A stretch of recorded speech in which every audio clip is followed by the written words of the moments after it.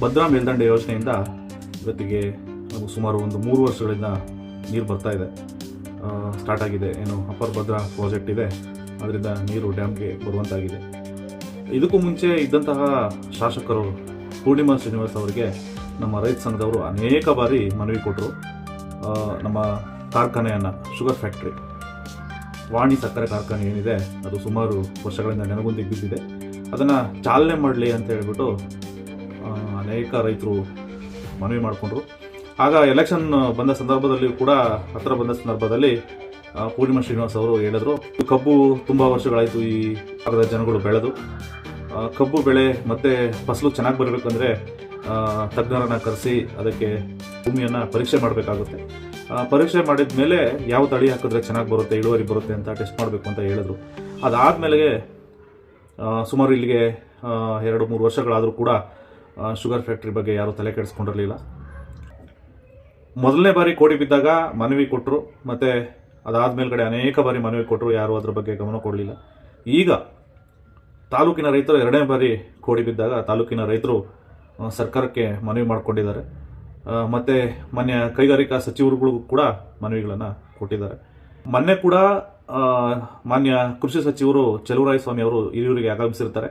ಆ ಟೈಮಲ್ಲಿ ರೈತ ಸಂಘಟನೆಯವರು ಅವರಿಗೆ ಮನವಿ ಮಾಡಿಕೊಂಡ್ರು. ಇದರ ಪರಿಣಾಮ ಇಂದು ವರ್ಕೇರಪ್ಪ, ಶಿವಕುಮಾರ್, ರಮೇಶ್ ಯಾರು ತಾಲೂಕಿನ ನೀರಿಗಾಗಿ ಮತ್ತು ರೈತರಿಗಾಗಿ ಹೋರಾಟ ಮಾಡ್ತಾರೆ, ಅವರುಗಳು ಇಂದು ವಿಧಾನಸೌಧದಲ್ಲಿ ಮಾನ್ಯ ಮುಖ್ಯಮಂತ್ರಿಗಳ ಸಮ್ಮುಖದಲ್ಲಿ ಚರ್ಚೆಯನ್ನು ಮಾಡಿದ್ದಾರೆ. ಮುಂದಿನ ದಿನಗಳಲ್ಲಿ ಆ ಶುಗರ್ ಫ್ಯಾಕ್ಟ್ರಿ ಓಪನ್ ಆದರೆ ಹಿರಿಯೂರು ತಾಲೂಕು ಜನಗಳಿಗೆ, ಅನೇಕ ಜನಗಳಿಗೆ ಕೆಲಸ ಸಿಗ್ತದೆ ಮತ್ತು ರೈತರಿಗೆ ಹಣ ಸಿಗ್ತದೆ.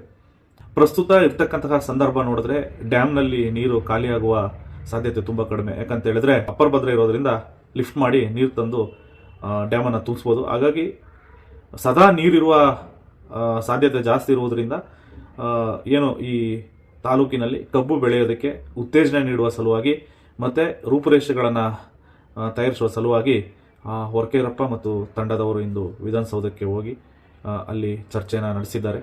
ಈ ಒಂದು ಶುಗರ್ ಫ್ಯಾಕ್ಟ್ರಿ ಸ್ಟಾರ್ಟ್ ಆಗೋದ್ರಿಂದ ಸಾವಿರಾರು ಜನಕ್ಕೆ ಕೆಲಸ ಸಿಗ್ತದೆ, ಸಾವಿರಾರು ರೈತರು ಬದುಕ್ತಾರೆ, ಮತ್ತು ಕಬ್ಬಿನ ಬೆಳೆಗಳಿಗೆ ಇಲ್ಲಿ ಅನುಕೂಲಕರ ವಾತಾವರಣ ಇರೋದು. ಈ ಹಿಂದೆ ಎಲ್ಲ ಸುಮಾರು 1 ಎಕರೆಯಲ್ಲಿ ಸುಮಾರು ಟನ್ಗಳನ್ನು ಕಬ್ಬು ಬೆಳೆದು ಶುಗರ್ ಫ್ಯಾಕ್ಟ್ರಿಗೆ ರವಾನೆ ಮಾಡ್ತಾಯಿದ್ರು.